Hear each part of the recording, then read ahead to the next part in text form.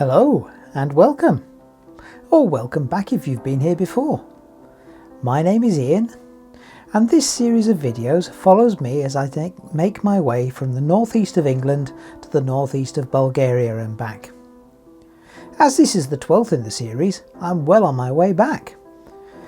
On this day I head for Genoa. I wonder if there'll be cake.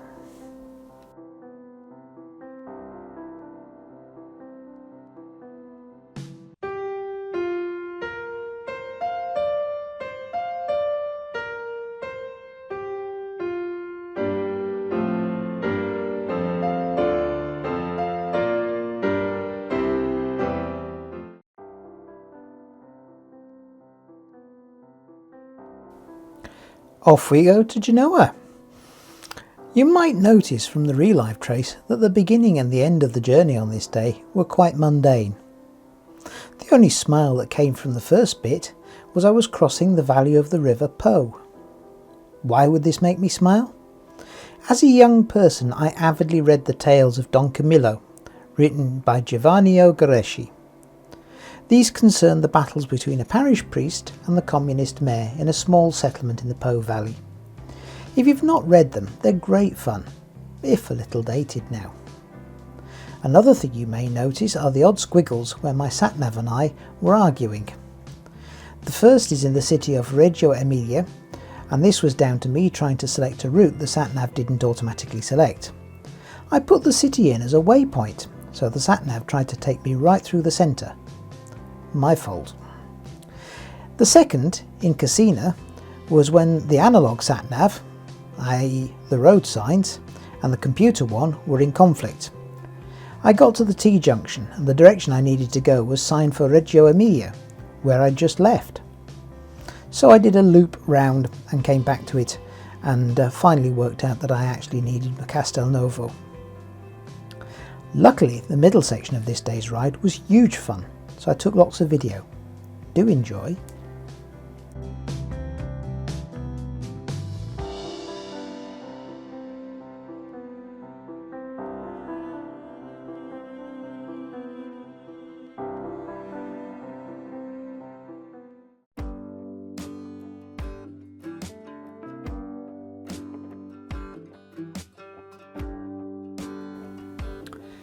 This is the SP63 from Reggio Emilia to Casina. As you can see, it's a lovely little road full of twists and turns. I really enjoyed riding along there. At the end I was a bit surprised. I was due, according to the sat-nav, to take a left turn, but then that was signed back to Reggio Emilia. Hence the turn right and pause whilst I worked out what was going on.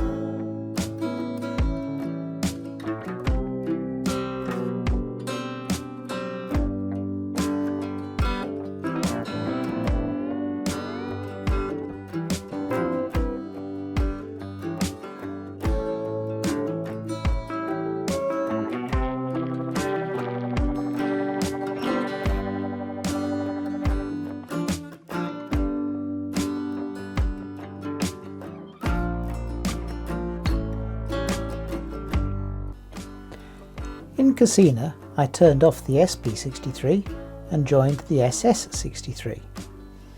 That was fine. I was able to make good progress. The SS63 includes the Passo del Cerreto, and after the village of Acquabono it becomes really quite funky. It was great fun to ride and not busy at all, which got me thinking about the famous passes that people flock to.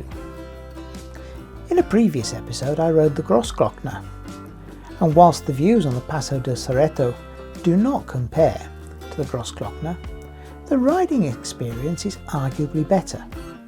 To explain, I rode the Grossglockner in late May, shortly after it had opened. It wasn't a holiday period, just an average day, and already there was enough traffic that I was often following another vehicle. Yes, with a more sprightly vehicle I may have overtaken a few of them, but that isn't without risk.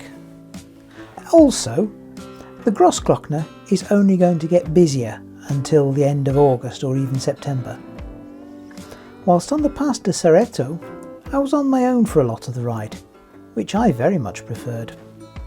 Another consideration, the Grossglockner has a toll, 30 odd euros I seem to recall. Passo del Cerreto was free. Good Yorkshire price that, we like that.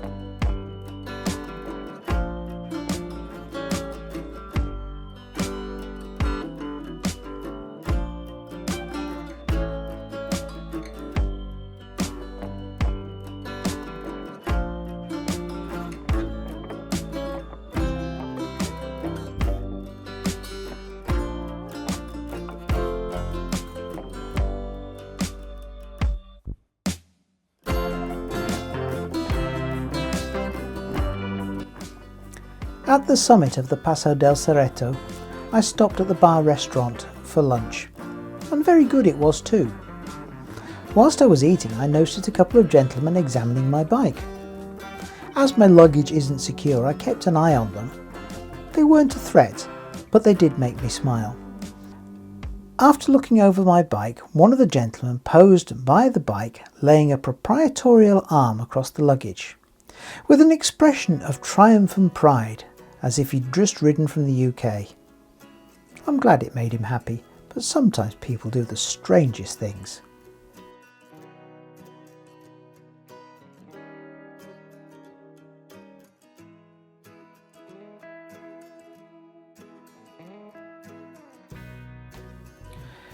On the basis of what goes up must come down, the run down the Passo del Cerreto was absolutely wonderful. Absolutely equal as fun as the run up.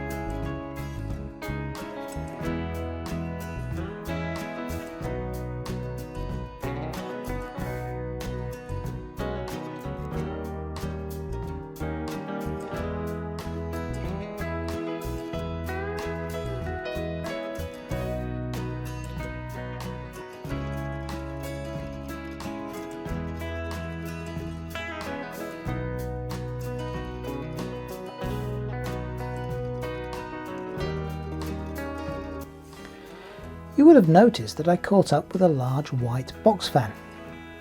This highlights the first rule of riding out of your area. Do not race the locals. That actually extends to do not race the locals even if they're driving a tractor. As you will watch, you will note that the van driver obviously knows the road and that they are not afraid to make use of all of the available tarmac. Could I have overtaken? Maybe. But the lunge that the BMW driver had to make suggests that sitting behind the van and enjoying the road was the best option. Besides, van driver wasn't going slowly. Oh, and should anybody be tempted to remark that I wouldn't have found a van like this on the Grossglockner, I have one word for you: motorhomes. I would be very surprised to see a motorhome driven in such a spirited fashion. At least not without a lot of flying crockery.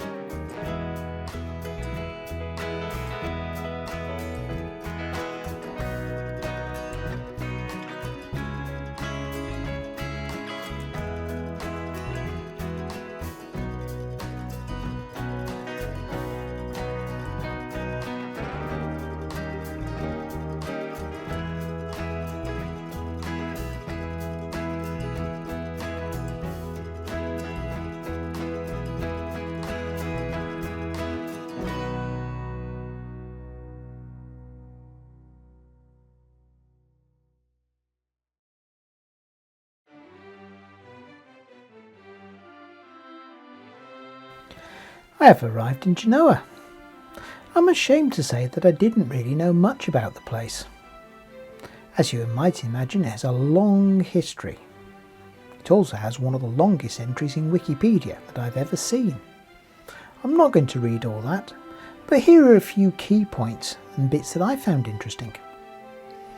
Genoa is the capital of the region of Liguria and Italy's 6th largest city. It's a large and busy seaport, the busiest in Italy and the 12th busiest in the European Union.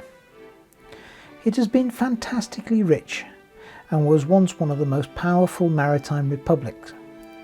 Its glory days were from the 12th to the 15th century. It has a very extensive old town, which is one of the most densely populated in Europe.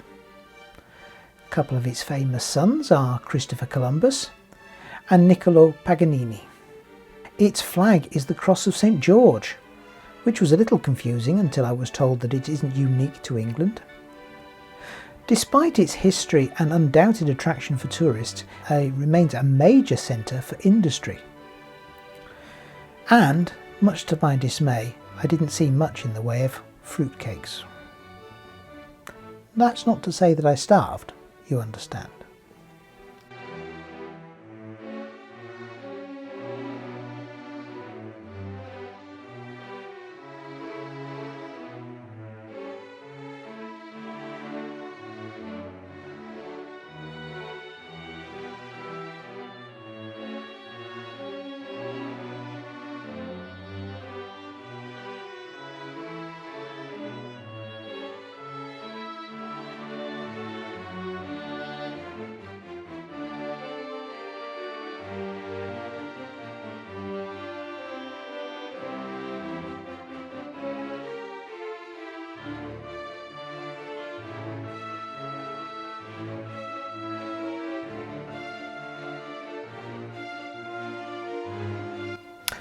Well, that's all I have for this episode. Thank you for watching, and I hope you enjoyed it. If you have, please give it a like. Consider subscribing and even hitting the notification bell so that you're alerted when I make more videos. In the next video, I'm off to France, to Nice, where my poor bike gets a much deserved service. Thanks again for watching. Bye for now.